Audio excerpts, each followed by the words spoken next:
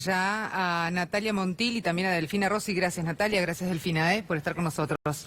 Bueno, las primeras decisiones tomadas por el flamante ministro de Hacienda, ¿fueron acertadas, llegaron tarde, son un manotazo de ahogado? ¿Qué se puede decir, Delfina? Bueno, bueno, vos, Natalia. la verdad es que mucho no podía hacer de acá y más sino con 15 puntos de diferencia este gobierno. Se sabía que iban a hacer algo, o se pensaba que iban a hacer algo más destinado al consumo, a la clase media, que viene la verdad bastante agorrotada con estos temas con los temas económicos, pero la verdad es lo que decidió seguir con las metas monetarias y fiscales y tratar de estabilizar el tipo de cambio cerca de los 60.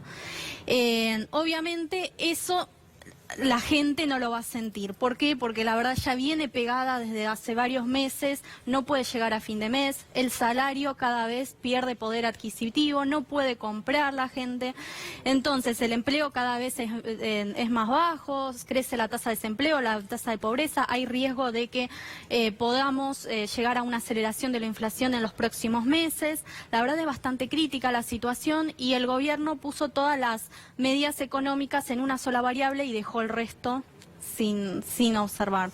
¿Delfina? Sí, me parece que la clave está en cómo consigue el nuevo ministro que el Fondo Monetario Internacional realmente desembolse los 5.400 millones, si no recuerdo mal, de dólares de septiembre, que es lo que están previstos, ¿no?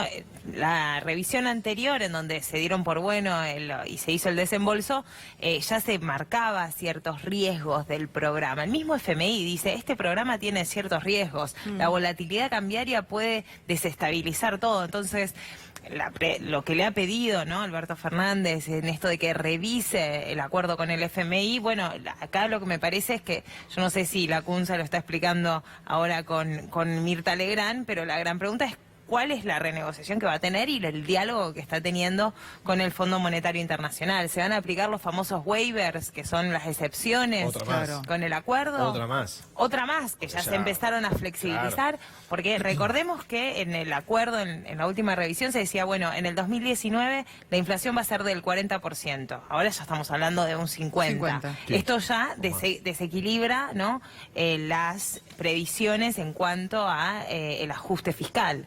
¿No? Las mismas políticas se le van a venir en contra. El FMI va a decir que se revisen, por ejemplo, las retenciones, algo que Mauricio Macri dijo que no va a mirar en absoluto, porque recordemos que el FMI está muy preocupado por el equilibrio fiscal. Es que eso no se tocó, y se tocaron un montón de variables que encima afectan a las provincias, que además abrió un frente interno conflictivo muy importante. Y además, ¿no?, es simbólico, un poco lo decía Natalia recién, digamos, no va a generar el boom de demanda que necesita y de crecimiento que necesita la Argentina. Porque en realidad, acá la gran pregunta, y sobre la cual supongo que va a estar hablando el equipo del fondo con también la oposición y con otros equipos económicos, es cómo generar crecimiento con esta escasez de dólares, ¿no? Ese es el problema. Yo hoy preguntaba cómo crece la Argentina, o sea, cómo sale el país de esta debacle económica y de estos números rojos constantes, o sea, cómo sacamos. 75%, exacto. Claro. Bueno, la verdad es que la solución existe y es política, ¿no? Y un poco también desde el Frente de Todos se ha empezado a decir cuáles son los pasos a seguir. Tiene que ver con la misma propuesta de recomponer el salario de los jubilados, por ejemplo, que eso permite una recomposición salarial importante. Y también, creo que era Nielsen, que hoy mismo en La Nación lo indica, ¿no?, de el hecho de poner regulaciones al estilo de las del 2003-2005, en donde no puedan venir capitales golondrinas y en donde los exportadores tengan que liquidar sus divisas, ¿no? Esas son regulaciones muy básicas de cualquier país del mundo capitalista, no estamos hablando de nada extraño. Con eso se podría dar cierta estabilidad, y sí me parece que el gobierno debería empezar a decirnos cómo va a salir de la burbuja de las LELIQs. Bueno, con respecto a cómo salir, se estuvo expresando también el candidato del Frente de Todos, Alberto Fernández, a propósito de la situación económica. Escuchen ustedes lo que decía, lo compartimos con todos. Llevamos 4 años así, y lo único que lograron fue multiplicar por 2 la inflación que recibieron. Eso funcionó muy mal, pero funcionó muy mal porque son desconocedores de cómo funciona la economía argentina. La economía en Argentina consume el 70% de lo que produce, con lo cual hay solamente un 30% que se exporta. Cuando uno baja el consumo, baja la producción. Cuando baja la producción, baja el empleo. Cuando baja el empleo, produce pobres. Para cambiar este circuito hay que poner dinero en los que consumen, dinero en el bolsillo de los que consumen, de los que trabajan, de los jubilados, hacer un acuerdo con los empresarios, hacer un acuerdo con los sindicatos y a partir de allí empezar a poner de vuelta en marcha la economía, volver a poner en funcionamiento el circuito virtuoso, no este circuito tan vicioso y tan dañino que ha implementado Macri, tratando de lograr el equilibrio fiscal, mejorando el superávit comercial, preservando las reservas pocas que nos quedan y tratando de aumentarlas, cumplir nuestras obligaciones externas, no a costa siempre de los mismos. Son los esfuerzos que tenemos que hacer. ¿Va a ser fácil? No, no va a ser fácil, porque Macri ha destruido la economía argentina. Claro, esto habla para adelante, ¿no? Habla Exacto. a partir del 11. El tema es mientras tanto. Claro, y muchos además también critican a estas fórmulas de salvamiento de Alberto Fernández, porque dicen que esto no se va a poder llevar a cabo una vez que si gana las elecciones de octubre, ¿no? Como que en realidad... Porque dice que las arcas no dan para ello. Ajá. De hecho, por ejemplo, se lo criticó mucho con lo de los medicamentos para los jubilados, para todos, porque el PAMI no tiene esa caja. Sí. O sea, es como que en realidad las medidas que se están anunciando son como criticadas, ¿no? Sí, totalmente. O sea, para que la Argentina pueda crecer tenemos un problema, lamentablemente, que nosotros tenemos un exceso de gasto público, digamos, exceso de lo que gasta el Estado, que se financia muchas veces con impuestos, que por eso la gente no puede llegar a fin de mes. Hay que meterle plata al bolsillo a la gente, pero bajando impuestos, porque estamos trabajando más de la mitad del año para poder pagarle al Estado.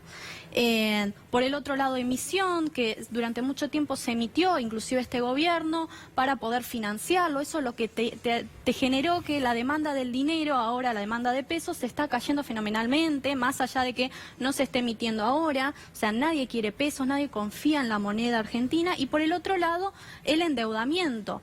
Nosotros, para poder pagar ese enorme gasto, que la verdad es que está, digamos, bueno, decís, va para la salud, para la educación, y no, la verdad que no va para eso, sino para mantener a una clase élite política que tiene privilegios acá en la Argentina, fenomenal.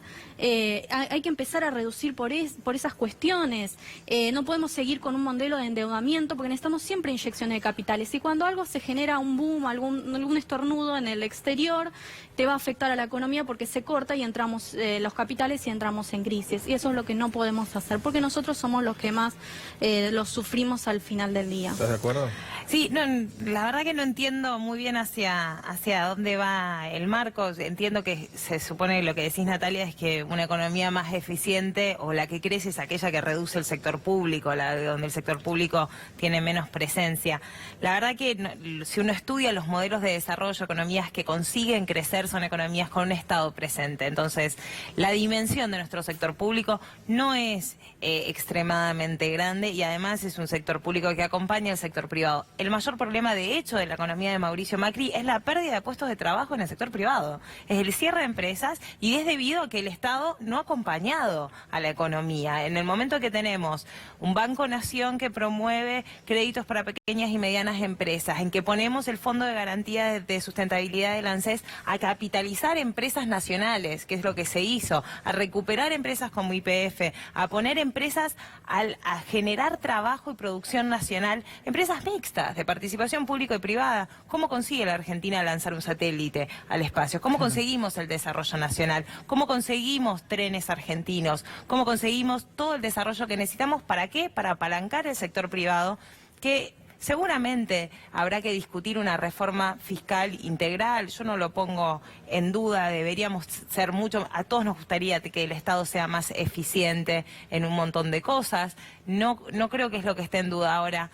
La verdad es que yo creo que cada uno de los trabajadores estatales que han resistido su trabajo y su lugar de trabajo durante estos 4 años son necesarios para poner la Argentina en pie. Estamos hablando mayoritariamente de policías, de médicos, claro, de maestros, digamos, esos son los gastos públicos principales del Estado. Me parece que hay mucho trabajo para hacer y que son traccionadores de la demanda agregada.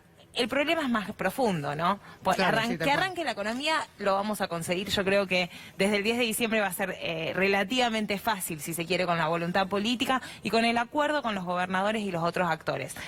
Conseguir que la Argentina sea un país desarrollado para que esto no nos pase cada 10, 15 años es el verdadero desafío que tenemos que discutir. Gracias, Ana. Delfina, gracias, Natalia. Gracias. Bueno, llegamos al final. Sí, llegamos al final de Minuto a Minuto, una jornada que me deja, a mí particularmente, un gusto bastante amargo después de haber tenido que compartir con mis compañeros de casa de todos los fines de semana violencia, insultos y que sobre todo no hayamos podido realizar el trabajo como queríamos, Lo que que era queríamos. llevarte la información a tu casa. No fue porque no Eso quisimos, es. no fue porque elegimos no informar, sino porque lamentablemente no nos lo permitieron. El abrazo grande a Lautaro Maislin, a Rafael García Palavecino, a todo el equipo de Exteriores que los han acompañado como siempre, porque siempre hay una persona que se ve, pero somos muchos, y gracias a ustedes por las muestras de apoyo y solidaridad. Hasta aquí llegamos con Minuto a Minuto, se quedan con Sobredosis de TV. Exactamente. Chao, hasta mañana.